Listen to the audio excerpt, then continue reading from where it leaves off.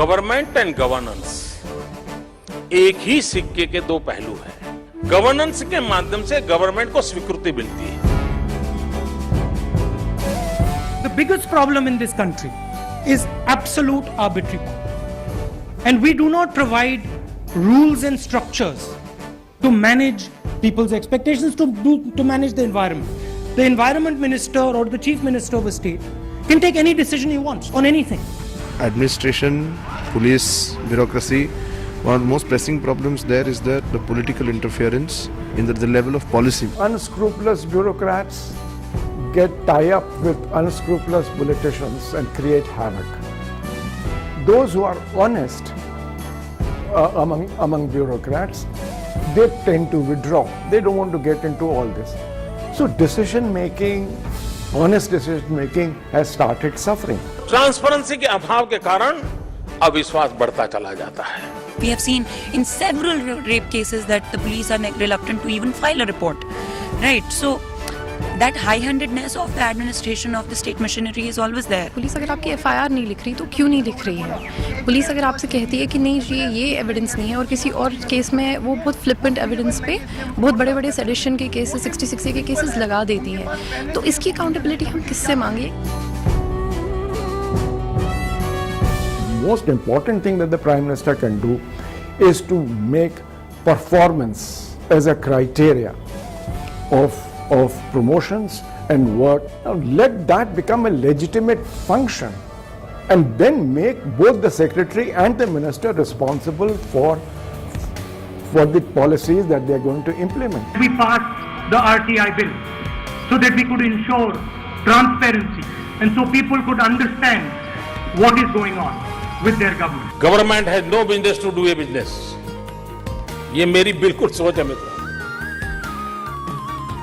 Minimum government, maximum governance, इसके बिना कोई चारा नहीं है।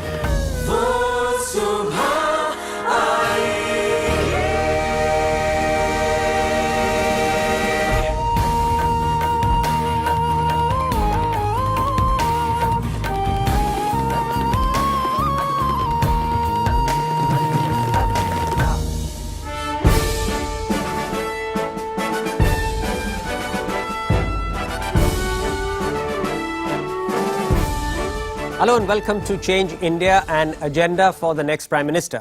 Today in the 8th show of our series, we have 10 policy initiatives that will enable the next Prime Minister to reform India's obstructionist administrative apparatus, whether in the bureaucracy, police, judiciary or legislature.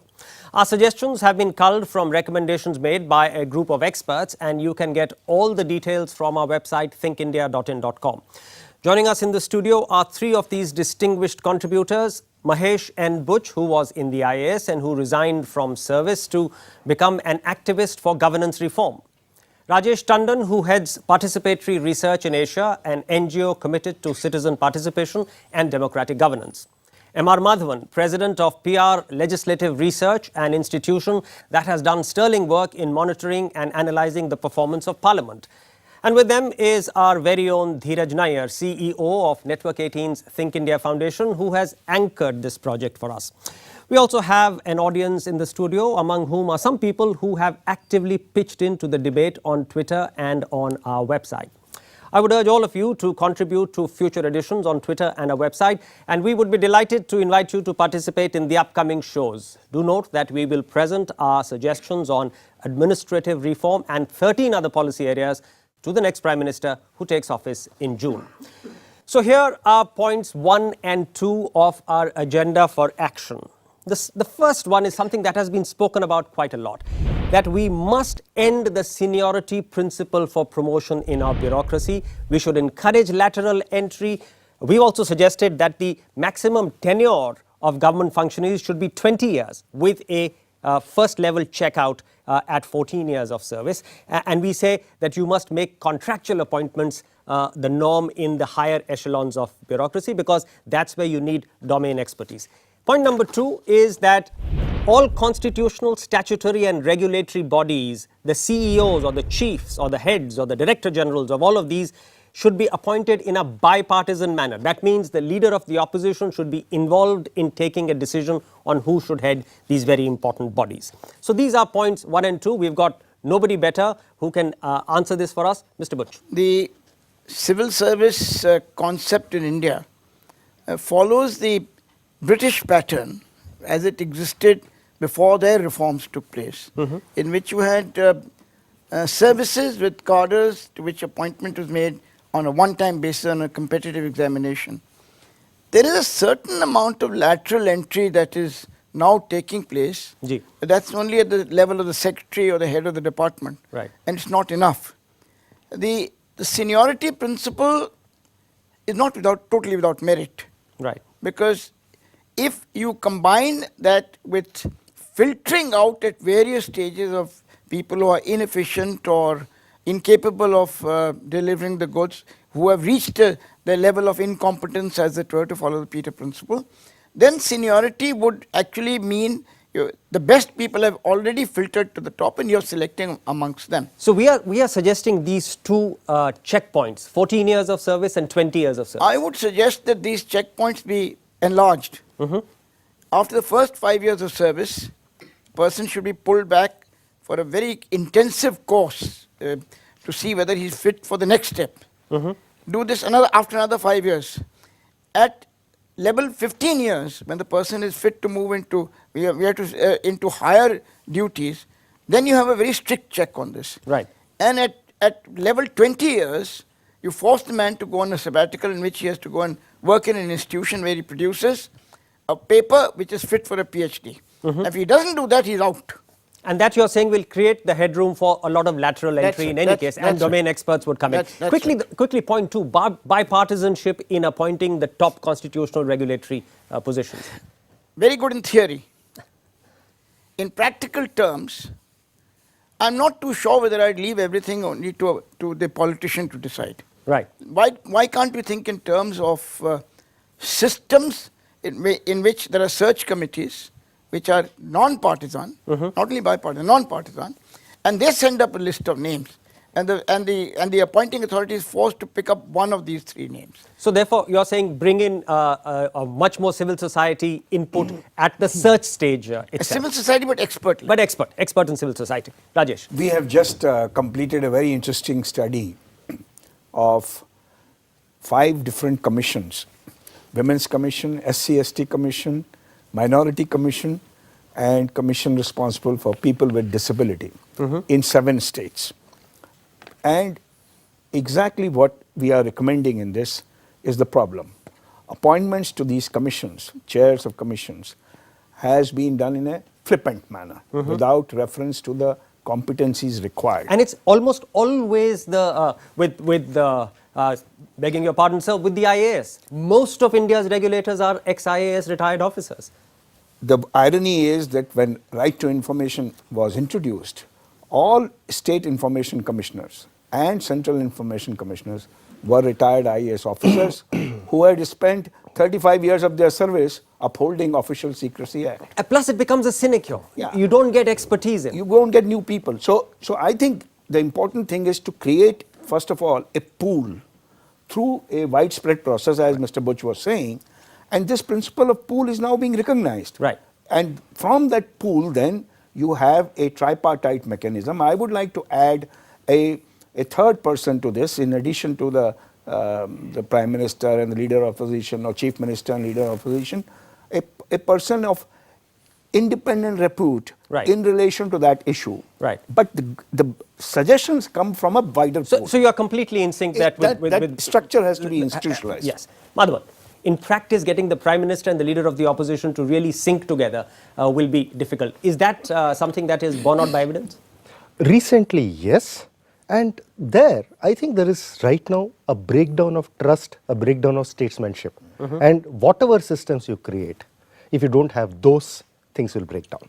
So we need to change to some extent the culture. Right. And structurally, I agree with this, because if you today look at most of these committees, even we have seen the latest one, for the independent person to be brought for the selection committee for the Lokpal. It's not even for the Lokpal, for the selection committee. This is for the selection committee. Yeah. Yes. There, that has broken down.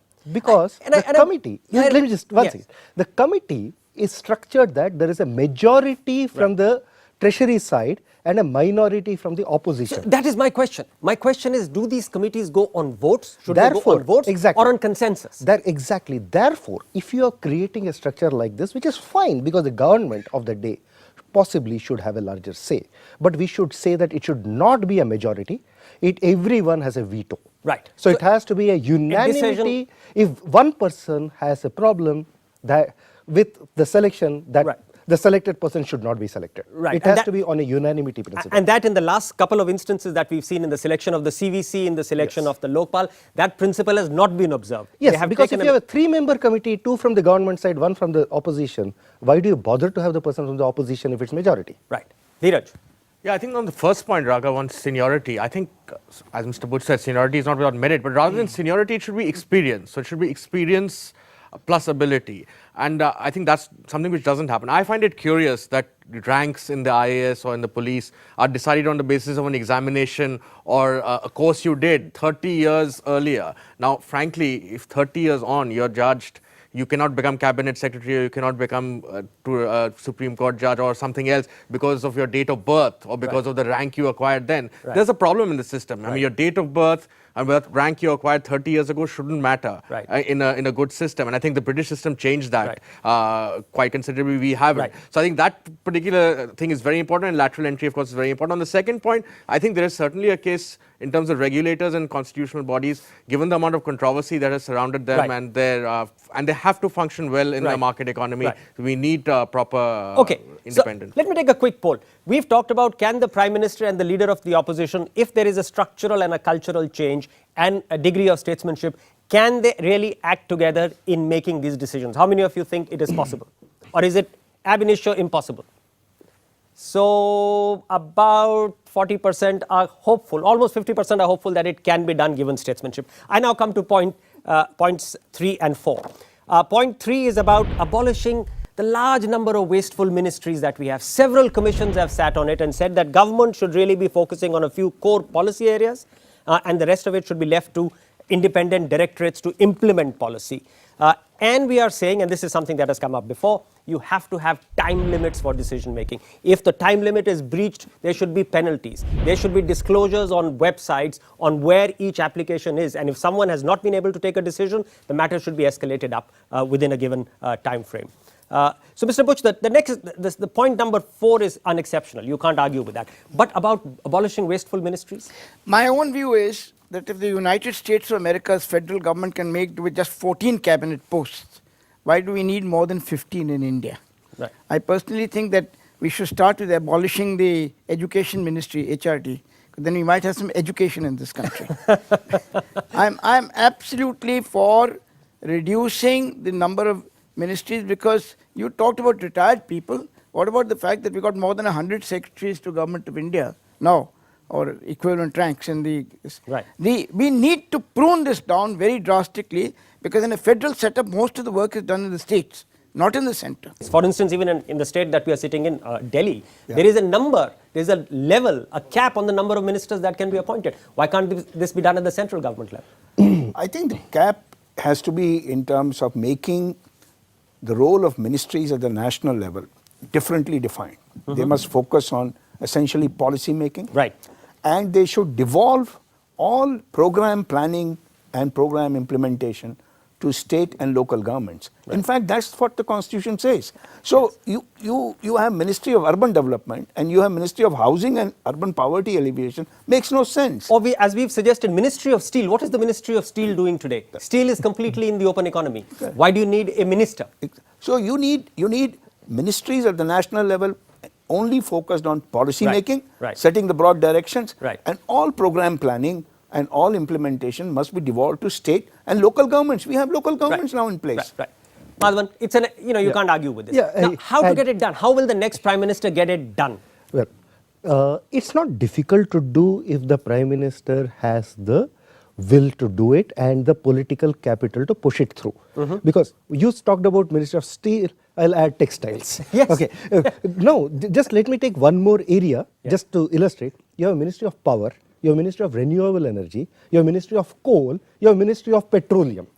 Okay, why don't you have a Ministry of Energy? Right. Okay, or you have a Ministry of Surface Transport, you have a Ministry of Railways, you have a Ministry of Shipping. Why don't you have a Ministry of Transport? Right. Okay, at least you can to some extent rationalize this. Right. The problem is you need more ministries so that you have more ministers, Right. so that you can distribute largesse. Exactly. That's what's happening. So Dheeraj, quickly, this is a question of the Prime Minister coming in on day one, using all the political capital. Remember, political capital is maximum on day one. Yeah. Saying that I will have a cabinet that will be no more than 20 ministers or 15 ministers. Yeah. And that's it. Yeah, I think cabinet ministers you can definitely limit. Then have ministers of state who can man each of these separate departments within the ministries and look after. But that too should be. But the cabinet Yes. minister should just be one. Right. And there's several. I mean, several examples have been given. They can give. You can give more. Industrial policy promotion is a Right. separate ministry. Heavy industries, small and micro. Why do you need 3 ministries dealing with industry? You should ideally have one, Right. making the policy, commerce and industry together. Right. So there's certainly a case for rationalizing. I mean, I think we have 70 odd cabinet ministers. There shouldn't be no more than 20. Mr. Buch, last point.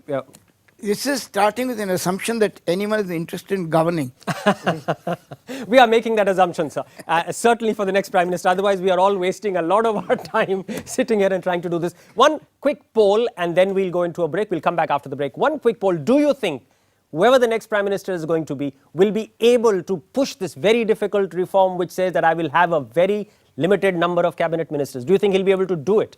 Yes or no? Yes, raise your hand. See, there is that much of skepticism in the system. Only 3 hands went up saying the Prime Minister will be able to do it. So, Mr. Prime Minister, this is probably challenge number 1. Can you keep a tight team rather than have largest distributed to your coalition partners? We'll take a short break. You go into our website, thinkindia.in.com, make your suggestions, and come back after this very short break.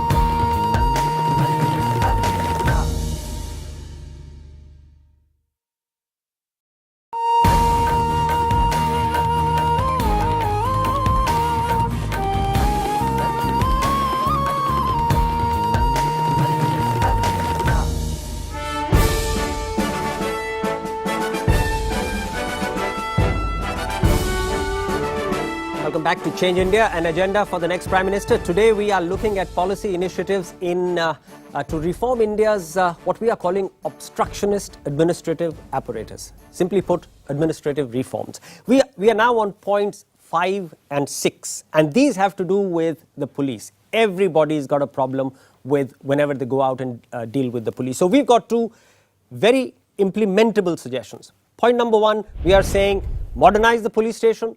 Ensure that all first information reports are uploaded on a website. All interrogation rooms will have video and audio recording facilities. All phone calls to a police station are automatically recorded.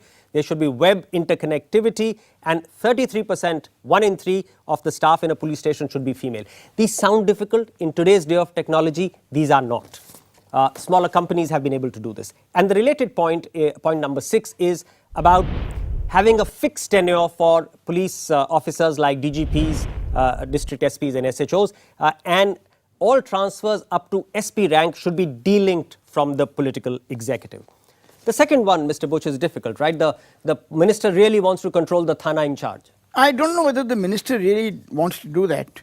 But basically, in our system, the minister is accountable for the manner in which the police function, any department functions. So do you really think that the Home Minister of a state would be able to tell the legislature, you complained about a particular police officer, there's nothing I can do about it? But he goes through his DGP. No. The point is that he may go through a DGP, but in the legislature, it's not the DGP they're bothered about, it is the Thanedar and the Havaldar in that police station whom they're bothered about.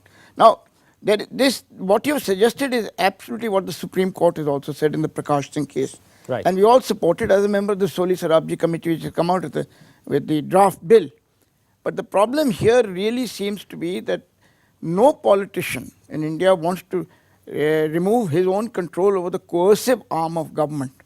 Now, if you want to bring about this reform, you've got to see that the police becomes the servant of the law, which means it is the coercive arm of government only in enforcing law, right, not in ensuring political victory for a particular person. So you're saying this is really the mindset change at the political level more than these measures. That's right. Rajesh? Wouldn't the two go together? You'll have to have modernization and reform, and then mindsets will also change. There's no quarrel with that at all. Absolutely. I think many structural reforms in the police administration have already been proposed. They are not being implemented primarily because of the resistance that has been talked about. But these technology solutions that we've talked about, these are easy to do. The technology solutions are easy to do. The second thing which hasn't been adequately addressed, which police reform commissions have been talking about, is also recruitment of police, which goes back to how they get recruited and all the politicization of that recruitment and then process. regular training and therefore the training. So I would add that. And of course political mindset has to be changed. But I think structural reform is necessary building block. Okay, I want to get to Madhavan and then want to go to the audience. Yeah, I agree completely with the modernization, Mr. Rapla. But I have a slight disagreement with the complete independence of the police, because the police also needs to be accountable. And as Mr. Buch said, the accountability is through the legislature. So we can't break that. We are not saying it's not accountable. We are saying that instead of moving the Thana in charge around, you make the DGP accountable and let the DGP professionally manage the Thana in charge. I think that's the point. Fine. But let me come quickly to the audience. Any questions here? Because all of you, yes, let me start with this lady here. We might think of modernizing the police stations, and as Sir really pointed out, the intent and the attitude of the police, that needs to be modernized as well, because we cannot really wait for the police stations to be modernized and just wait for because even if you install cameras, the chances that they will be destroyed and the whatever corruption will take place, and then interrogation will start. And then we'll be told that there was no electricity on the day which has happened. Yes. So the kind of modernization that you are suggesting, like video recording and audio recording, won't it actually interfere with the privacy of the victim? Okay, so victims' rights. Dheeraj, technology invariably has two sides to it. Of course it does. And I think the point about mindsets is important, but changing mindsets is not going to happen in a vacuum. I mean, you and I can keep saying that police need to change, and this whole country is saying police needs to change. It's not going to happen. But once you have these accountability mechanisms, once you automatically record all calls to the stations, once you have FIRs online, once you have video and audio recording, this will force a change in mindsets, because police will then know that somebody there is watching what they're up to. And even if the cameras are not working once and they are hauled up, the cameras will work. Exactly. And I think nobody is saying that you make those audio and video recordings public. So in that sense, the privacy will still be protected. Those are for internal use, for monitoring purposes. And I think that happens in a lot of private transactions anyway. A lot of calls are monitored. People know your credit card details. There's an assumption that there will be a privacy clause there. It will not be disclosed everything to the public. But I think in terms of human rights, in terms of atrocities, all that will come down if this monitoring mechanism is in place. And today, in any case, do remember, we will come back to you on another point, sir. Do remember that today you are under the CCTV gaze everywhere you go, from airports to roads to hotels, everywhere. So this is the privacy law is a matter which is over and above this one. I want a very quick poll, and then I'm going to go to the next point. How many of you support that technologically police stations should be under full scrutiny and watch? 100%. This argument is won. Okay, so we go to points number 7 and 8, and these are to do with our judiciary. Sometimes judiciary is always left outside the pale of scrutiny because that is supposed to be left to the judges themselves. We are saying that that system needs to change a bit. Point number 7 is about abolishing the collegium system of appointment of judges. We are saying that make a national judicial commission, which is not only has representation from judges, but also from civil society, legislature, executive, so that it's a broader based body which is making these decisions. We are also saying performance of various courts should be audited and benchmarked. A particular case should be taking roughly the same amount of time if it's a typical case, in all the cases, all the courts of the country. If that is not happening, then there should be a performance audit. We are also saying, and this is again a point that has come up before, you've got to set time limits, benchmark them for judicial decisions, and if these time limits are being breached or not being observed, then there should be a very good reason that should be put out to suggest why that's not happening. Mr. Buch. Both points are well taken. There can't be a quarrel with that, except for 2 or 3 words of caution.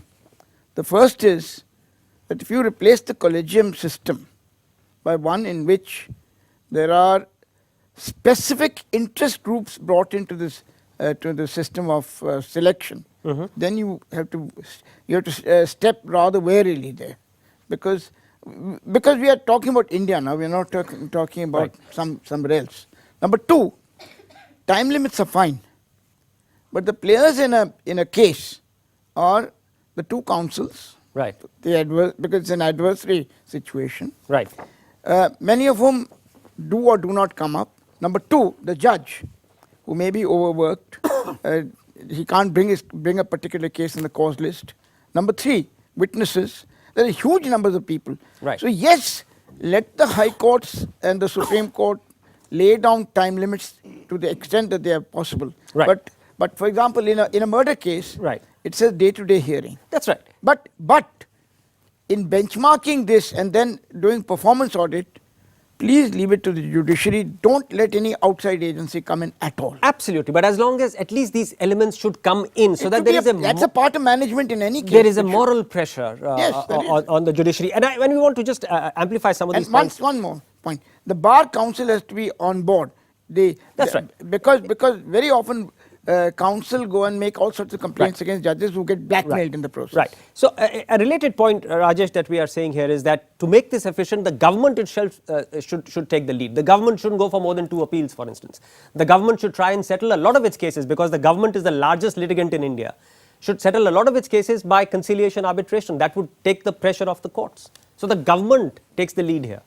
Of course, this is the starting point. Before you reform anybody else, you start reforming yourself. Yes. And the second point is, I think there is a need to reform the process by which our litigation happens. There have been recommendations of Law Commission, there have been things on the card, but I think the new Prime Minister should literally take this on the guard, because that will bring the bars, that will bring the lower echelon of judiciary involved in ensuring a speedy process. The problem is the procedure itself creates delay. Right. Madhavan. I'll just add a couple of points to these, strengthening them from your previous segment, which is let us modernize the lower courts. They are not computerized, most of them. That's right. So that's important to do that. Yes. And I broadly agree with almost everything else. Yes. And of course, adjournments should be given as rarely, not as a matter of course. Right. So that would lead you to have a speedy resolution. Okay. Let me get inputs from our audience here, because the court system is something that I think everyone in India, if not themselves as young people, at least their parents, their grandparents would have interfaced with. Yes. Reforming the courts itself, I think, won't help when we have an outdated IPC. The Indian Penal Code, I mean, more problems and judgments get stuck there. Right. So I think that. So modernize the law as well, upgrade and modernize the law. You had a point. How can you set limits for the judicial decisions when the legal community as a whole believes in the slow processing of the cases, because then the courts will not have any business. If No, absolutely. There is a problem, but we are saying you have to address the problem by benchmarking, by at least getting moral pressure on the system to move. So your point is well taken. Yes. So my question is pertaining to the fact that yes, if we enforce a time limit on the decision, won't justice be affected? Because it might result that due to pressure of disposing a case within a certain time limit may result in miscarriage of justice. Well, there is always. Your point is very well taken. You can't put an artificial pressure, but you can't even take the pressure off. Dheeraj, sum it up. I mean, I agree there's a lot of pressure on the judiciary and so on, but one of the suggestions I always make is that judiciary should do its own business of delivering justice. Too much of judicial action is based on the domain of the executive. I mean, of course, the executive has abdicated many things and the judiciary is coming in. But let the judiciary focus primarily on its role of delivering justice. Right. And the judiciary has to look within. It's not above the law. It's not unaccountable. So while we have to preserve its independence, there need to be checks and balances. Right. So we have this agenda for the next Prime Minister. A lot of criticism has happened in the of late that the executive has not interfaced or engaged with the judiciary enough. And that is a challenge that the new Prime Minister will have to take up. He will have to engage with the judiciary so that the judiciary, sometimes which becomes a bit of a delaying factor in several decisions, that the two of them can sit together and solve that problem. Go to our website, thinkindia.in.com, give your suggestions, stay right there and come back with us after this very short break.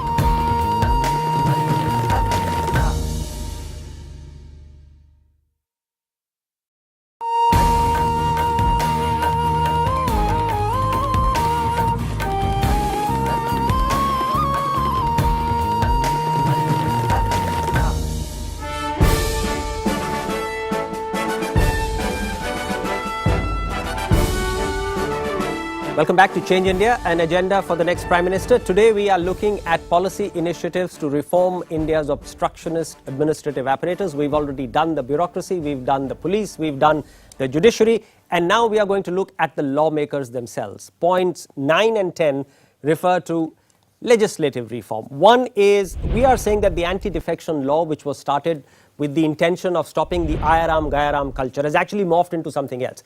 It's almost now ensured that nobody has a voice. Legislators don't really have a voice. They simply have to toe the party line. So we are saying do not have it applicable for anything except money bills and confidence votes. Other than that, members of parliament should be free to articulate their views, and that will lead to a richer debate. We are also saying that the parliamentary committee system should be made public, like it is done in several democracies of the world. It should be televised so that there is public scrutiny and pressure on these proceedings, provided greater research, provided greater support, and that will lead to better decision making. Madhavan. Yeah, I'll start with the anti-defection one.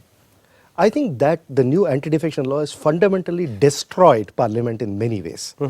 Conceptually, parliament consists of MPs who independently bring in their views, expertise, constituency ideas and various other things to think through laws, discuss with each other and find a particular formulation which is agreeable to a large number of people. Now what has happened because of this? There is a whip, you have to follow the whip, there's no incentive to do all that work, and everything is decided through backroom deals between the leaders. So a forum which was supposed to be a forum of debate has actually been gagged in an effective sense. It has been gagged and become a backroom discussion and lobbying place, one. And that was never seen as the intention of the bill when it was brought in, right? Yes. And a second significant problem is, other than lawmaking, the other very important role of parliament is to keep the government in check, hold the government to account. But if the majority party, by definition which forms the government, can issue a whip and make sure that none of its members can hold the government to account, then you have broken that core principle of a parliamentary democracy. So it goes against the very core principle of a parliamentary democracy. In fact, I was... So are we saying the anti-defection bill I was disappointed the first time it was challenged in court. On the basic structure of the constitutional principle, it was upheld by a 3-2 vote by the judges. It could have been the other way around. It is that fundamental. I think we need to get rid of it. I would ideally say completely go. Yes. But if you still want to keep this Ayaram Gayaram thing, you can. But in today's coalition, it anyway doesn't make any difference. So we are saying we have suggested a middle path, because some of these changes, politically speaking, are very difficult. That keep it only for money bills and for confidence votes. Let it go for everybody else. Rajesh. I want to comment on the parliamentary committee system. Right. And I think the fundamental idea of committee system is that legislative matter is first debated there with access to the best expertise in the country. The way this committee system is currently allowed to operate is basically the input that comes from the executive. Right. And counter inputs, alternative viewpoints are... You can't just put an ad in the newspaper and say, please send your inputs. Right. You are saying institutionalize the mechanism of seeking the best evidence, the best guidance, because you are passing... And we are saying then put it also in public glare so that there is that much more. And let the debate in the parliamentary committee system be far more intensive. I have attended half a dozen of these, and they are just procedural just to have a cup of tea. Just for the checklist, somebody came. Right. It doesn't give you a sense of confidence. That's being debated. We need to make it much more substantial. Much more vibrant, accountable, transparent, as you said, and bring the best inputs. Right. Mr. Buch, both these points. I agree with this business of the issue of a whip. The issue of a whip should be in major issues, major policy issues, not the way it's done today. And I agree with Mr. Madhavan that at the present moment, parliamentary debates just do not occur. There's no Shyam Prasad Mukherjee, for example, debating and Jawaharlal Nehru listening to him. Right. So we need to reform that. But at the same time, the electorate has got one right. If it has sent a person to parliament on a particular ticket, the man moves out of that. Right. He has lost the confidence of the people. Right. We must build that in also. Number two, the committee system is fine, provided that the committee system is also transparent. Right. But the committee system has virtually ended all meaningful debate in the full house. So we really want to get more debate going in the full house. So you want to get the committee ultimately has to propose to the House. Now, for example, in the budget, most major heads are just guillotined. Yes. And there's no real debate on the budget in the House as such. Right. Yes. So we must restore the. I think it was your organization to put out that in this Parliament, some 27 bills or so were passed with just 5 minutes of discussion, less than 5 minutes of discussion. Yes. So I think that the numbers graphically tell that story. I want to go to the yes, sir. Web system is against democracy, against constitution. I think as Madhavan has suggested, it was 3-2. So I think even on money bill and confidence bill, there is no need to have web system. All right, and there's certainly a point of view. Yes. We should see that the elected representatives who are elected from their constituencies are getting affected by the party's decision and not by the interest of the people. So can't we make a provision in which the parties cannot affect the decisions of a representative? That's the point that was made, that abolish the whip. I'll come to Dheeraj. Dheeraj, we have the example of the British Parliament just 4 months ago, where the MPs voted against their own government on going to war in Syria. Exactly. I think, and it's happened several times in Britain. Even the previous Labour government several times was defeated by its own party members, and I think that's not a bad thing. It's good for the health of democracy. And I think in India, that's real democracy. Yeah, that is real democracy, and MPs have to represent the interests of the constituencies that have elected them. Right. Of course, there's a problem of stability in India. We went through a bout of instability and horse trading and so on. So we have this anti-defection law. So let us, as a compromise, that what we've suggested, let it be an application for the bills which can bring the government down. Right. But that's a minority of bills. I mean, majority of bills which are discussed and debated in Parliament don't bring the government down. Right. So there's absolutely no reason to bind, whether it's the government ruling party or opposition party or a third party. Everyone issues whips on every legislative issue, which is just not right. It is bad for democracy. And that's effectively killed parliamentary debate. Exactly. As and I think the Prime Minister needs to take the lead in this, because it's in the government's interest to strengthen democracy. And so only the government side which will enable the strengthening of these institutions. Okay, so Mr. Prime Minister, yes, Madhavan, one quick point. Just one quick point which I think the Prime Minister can do. Right. The next Prime Minister can say, I am going to start with a Prime Minister's question hour where I will face questions. That's a very good thought. And he can do it. It's up to him or her. So that is a specific thing that the Prime Minister can do virtually on the first day in office. We've got a lot of announcements that the Prime Minister can make using his or her political capital on the first day in office. But remember, it's the first day when you are the most powerful, when you have the least amount of opposition. And therefore, before we leave now, let's take a look at all our 10 points on administrative reforms.